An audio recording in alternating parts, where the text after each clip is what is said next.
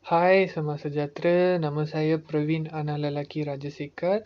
Nombor matrik saya ialah 24 DTP 18F 1051. Saya dan kawan-kawan saya di sini untuk membincangkan tentang tanggungjawab sosial terhadap COVID-19. Untuk poin saya tentang tanggungjawab sosial bertemakan COVID-19, pertama, sebagai masyarakat, kita semua haruslah mengelakkan dan menjauhkan diri daripada menyebarkan berita palsu. Hal ini kerana apabila kita menyebarkan berita palsu, hal ini menyumbang kepada berlakunya ketegangan antara semua pihak jika kita menyebarkan berita palsu. Hal ini mengancam nama baik negara kita dan juga masyarakat kini. Kedua, sebagai rakyat Malaysia, kita semua haruslah mematuhi SOP yang ditetapkan oleh Kementerian Kesihatan Malaysia iaitu KKM supaya dapat membendung dan mengurangkan kes-kes COVID yang sering meningkat dalam kalangan masyarakat kini. Jika rakyat kita tidak bekerjasama, sudah tentulah kes-kes COVID akan meningkat dari semasa ke semasa dan dia menyumbang kepada nama buruk negara kita dan juga kalangan masyarakat kini. Bukan itu sahaja, ekonomi negara kita juga turut terjejas.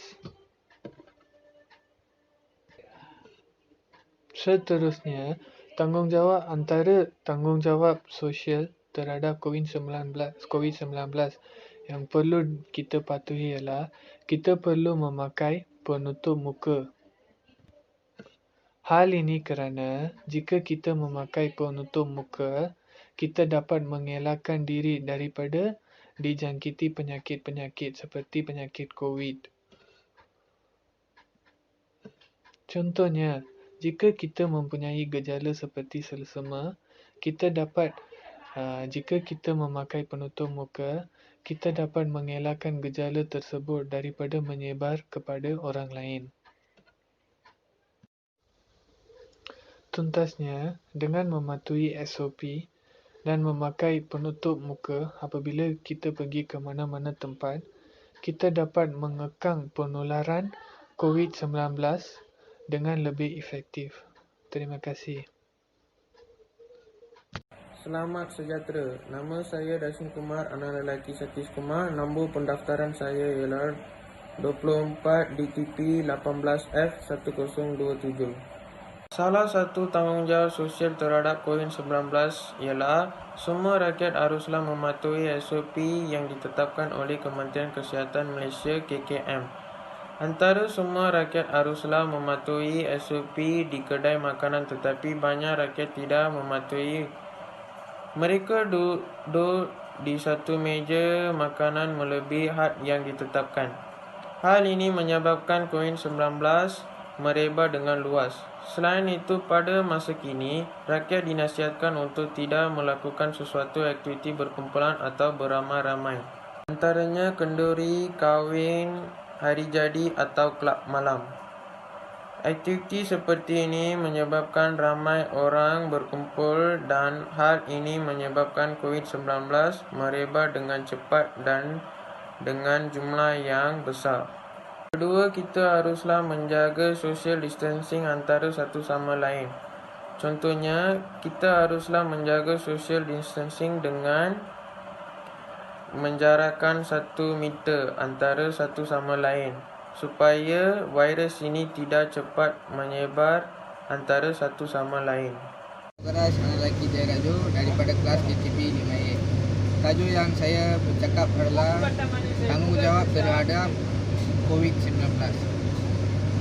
Pertamanya, rakyat harus mengamalkan scan QR code yang diberikan oleh Kementerian Kesihatan Malaysia. Penting sebab jikalau kita pergi ke mana-mana tempat, kita tidak mengetahui bahawa ada pesakit COVID-19 di sekeliling sana yang pesakit. Dengan itu, scan QR ini, data-data kita akan disimpan oleh kerajaan. Jikalau terhadaplah pesakit COVID dekat sana, akan membantu kerajaan untuk menghubungi kita supaya memberitahu kita pasal pesakit COVID-19. Selain itu, rakyat jugalah harus mengamalkan sikap mandi. Hal ini penting kerana jika kita pergi ke mana-mana tempat, kita tidak mengetahui ada pesakit COVID yang positif datang ke tempat yang sama. Oleh itu, kita juga harus memakai hand sanitizer apabila pergi ke mana-mana tempat untuk membenteras COVID-19 ini dengan segera.